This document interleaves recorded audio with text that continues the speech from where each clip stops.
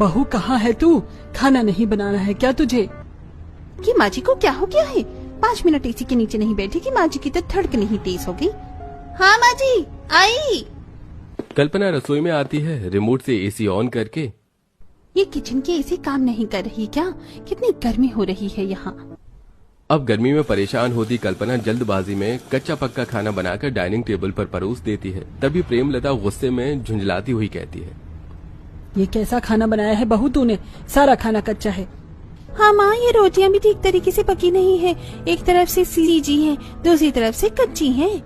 वो माँ जी रसोई में बहुत ज्यादा गर्मी लग रही थी, इसलिए मैंने जल्दबाजी में खाना बनाया जो ऐसा बन गया। भाभी अगर गर्मियों में हम ऐसा खाना खाएंगे तो जल्दी बीमार पड़ जाएंगे।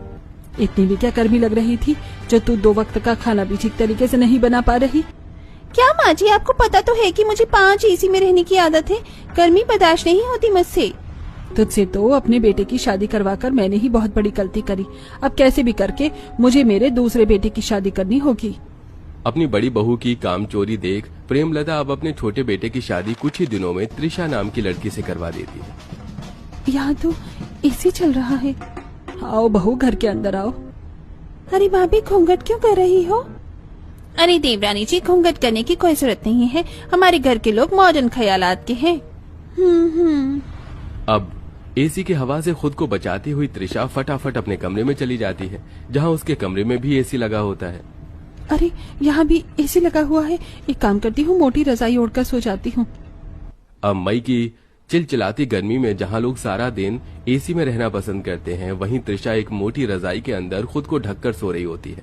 ये सब देख दुर्गेश खुद से कहता है, अरे ये रजाई में सो रही है, इसकी तबीयत तो ठीक है ना?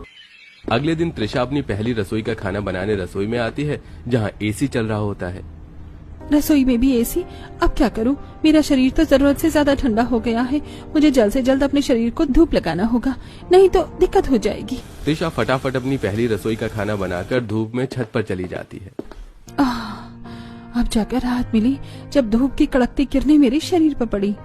अब जहाँ त्रिशा छत पर धूप में बैठी होती है, वहीं प्रेमलता अपनी बहू को ढूंढती हुई। अरे बहू तो अपने कमरे में भी नहीं है। एक बार उसकी जिठानी के कमरे में देख कर आती हूँ। अरे यहाँ भी नहीं है तेरी देवरानी। आखिर तेरी देवरानी है कहाँ? मुझे क्या पता माँ जी, मैं तो अपने कमरे में एसी की ठंडी ठंडी हवा खा रही हूँ। इसी तरह अब घर के सभी सदस्य त्रिशा को ढूंढने लगते हैं। तभी कल्पना ढूंढते ढूंढते छत की तरफ आती है, जहाँ त्रिशा धूप में बैठी पसीने से भीगी हुई होती है। वहीं कल्पना की भी छत पर धूप से हालत खराब हो जाती है और वो अपने पसीने को पोंछते हुए कहती है, हाय हाय हाय हाय, देवरानी जी आपका दिमाग तो खराब नहीं हो गया क्या? हाय दैया, मेरी तो हालत खराब हो गई छत पर धूप में आकर। आप कैसे बैठी हुई हो देवरानी जी? यहाँ धूप और गर्मी नहीं लग रही है क्या आपको? बाप रे बहू, मैं तो 5 मिनट में यहाँ पसीने से गीली हो गई और तू यहाँ इस धूप में बैठी है। तुझे गर्मी नहीं लग रही है क्या? हे भगवान, एक जेठानी है जिसे 5-5 एसी भी कम पड़ते हैं, वहीं देवरानी है जो पूरे घर में एसी होने के बाद भी धूप में आकर छत पर बैठी हुई है। बहू सब ठीक तो है ना? हाँ माँ जी, सब ठीक है। अब सभी लोग त्रिशा को छत में से नीचे लेकर आते हैं। त्रिशा सबको खाना परोसती है। खाना खाने के बाद त्रिशा की जेठानी अपने कमरे में लगे 5-5 एसी के नीचे ठंडी हवाओं में दोपहर की नींद लेने चली जाती है। वहीं प्रेमलता और मुस्कान भी अपने कमरे में आराम करती है और सबके सोने के बाद त्रिशा दोपहर के 2 बजे अपना तकिया और चादर लेकर छत पर आ जाती है और चिलचिलाती धूप में छत की गरम गरम जमीन पर अपना बिस्तर कर सो जाती है। कितना मजा आ रहा है छत पर खुले आसमान के नीचे गरम गरम हवाओं में सोने में। अब जाकर मेरे शरीर का टेम्परेचर थोड़ा ठीक हुआ, थोड़ी देर आराम कर लेती हूँ, फिर नीचे चली जाऊंगी। त्रिशा को छत पर सोते सोते दोपहर के 4 बज जाते हैं। तभी उसकी जेठानी त्रिशा को ढूंढती हुई, दोपहर में 4 बज गए हैं, देवरानी जी को चाय नहीं बनानी क्या? कहीं दिखाई नहीं दे रही है। बड़ी भाभी, छोटी भाभी कहाँ है? अपने कमरे में भी दिखाई नहीं दे रही। क्या कहीं दिखाई नहीं दे रही? अरे कल्पना, जा अपनी देवरानी को जाकर छत पर देख, कहीं दोबारा जाकर इस कड़कती धूप में छत पर तो नहीं बैठ गई। अब सभी लोग एक बार फिर छत पर जाते हैं, जहाँ चिलचिलाती धूप में उनके पैर जलने लगते हैं।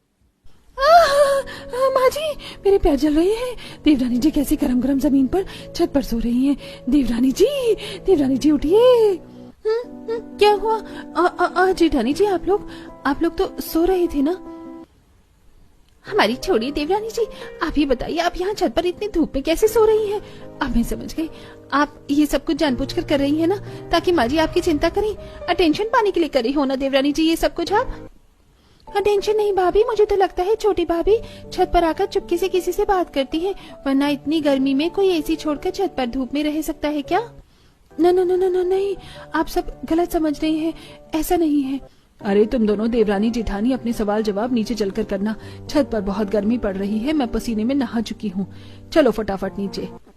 इस तरह अब त्रिशा परेशान रहने लग गई थी। बार बार छत पर जाने से भी उसकी जेठानी और सास रोक टोक करने लगी थी, जिसके कारण अब त्रिशा मोटे शॉल को ओढ़कर रसोई में खाना बनाती है और सबको खाना खिलाती है। तबीयत ठीक है तेरी बहू? इतनी गर्मी में शॉल क्यों ओढ़ रखी है? हाँ माँ जी तबीयत ठीक है, ये तो बस ऐसे ही ले रखा है। सबके खाने के बाद छुपते छुपाते त्रिशा अपना खाना छत पर ले जाती है और दूर खड़ी प्रेमलता ये नजारा देख लेती है। तभी 5-5 एसी की ठंडी हवा में बैठी कल्पना के कमरे में प्रेमलता आती है।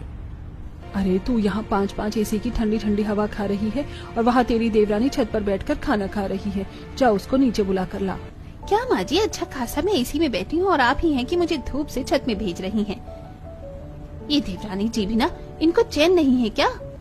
तभी कल्पना अपनी एसी के कमरे से बाहर निकलकर कड़कड़ाती धूप में छत पर आती है, जहां त्रिशा धूप में बैठकर खाना खा रही थी। तभी कल्पना त्रिशा के हाथ से खाने की प्लेट को फेंकते हुए, तुम्हारा दिमाग खराब हो गया है क्या? 36 बार तुम्हें बता दिया कि छत पर मत आया करो, नीचे एसी में रहा करो, तुम्हें ये बात समझ में नहीं आती है क्या? तुम्हारी वजह से मुझे भी अपने एसी की ठंडी ठंडी हवा छोड़कर तुम्हें देखने के लिए छत पर आना पड़ता है। हाँ मुझे माफ कर दीजिए जेठानी जी, मेरी वजह से आपको परेशान होना पड़ रहा है। तभी उस रात जहां सब एसी की ठंडी हवा में सो रहे होते हैं, वहीं त्रिशा एक मोटी सी चादर लेकर हॉल में एसी पंखा सब बंद करके सो रही थी। तभी वहां पर दुर्गेश आता है और एसी ऑन कर देता है। एसी की ठंडी हवा जैसे ही त्रिशा के शरीर पर पड़ती है, अरे ये एसी की हवा कहाँ से आ रही है? ये एसी मैंने चलाई है, ये जानने के लिए कि आखिर तुम्हें प्रॉब्लम क्या है एसी से। तभी वहां परिवार के बाकी सदस्य आकर, ये बात तो देवर जी मुझे भी जाननी है, क्योंकि मैं भी तंग आ गई हूँ देवरानी जी की इन हरकतों से। रात में ये घर के एसी को बंद कर देती हैं और दोपहर में जाकर छत पर सारा दिन बैठी रहती है। इसका पता लगाने के लिए तो इसको आज सारी रात एसी में रखना होगा, तभी पता चलेगा कि इसकी दिक्कत क्या है। नहीं ऐसा मत करना, नहीं तो। त्रिशा की पूरी बात खत्म भी नहीं होती कि सभी लोग कमरे की सारी एसी को ऑन कर देते हैं, जिससे एसी की ठंडी ठंडी हवाएं त्रिशा के शरीर पर पड़ने लगती हैं और कुछ ही देर में त्रिशा के शरीर पर लाल लाल दाने निकल आते हैं। उसका शरीर ठंड से सूज जाता है और वो ठंड से कांपने भी लगती है। मेरे शरीर में दर्द हो रहा है, दुर्गेश जी एसी को बंद कर दीजिए। दुर्गेश घबराकर त्रिशा के शरीर को छूता है। त्रिशा तुम ठीक तो हो? सभी लोग त्रिशा को उठाकर डॉक्टर के पास लेकर जाते हैं। त्रिशा जी के शरीर पर एसी की हवा का रिएक्शन हुआ है, जिस वजह से इनके शरीर पर सूजन और लाल लाल दाने हो गए हैं और इंटरनली फीवर भी हुआ है। दरअसल कई लोगों को एसी की हवा सूट नहीं करती। अच्छा, तो ये वजह थी त्रिशा के एसी में न रहने की। त्रिशा, पर ये बात तुम हमें भी बता तो सकती थी ना? दुर्गेश जी, मुझे लगा था कि जब मैं आपको ये बताऊंगी तो आप लोग मुझे कबाड़ समझेंगे, क्योंकि आपकी फैमिली बहुत ही मॉडर्न ख्यालात की थी।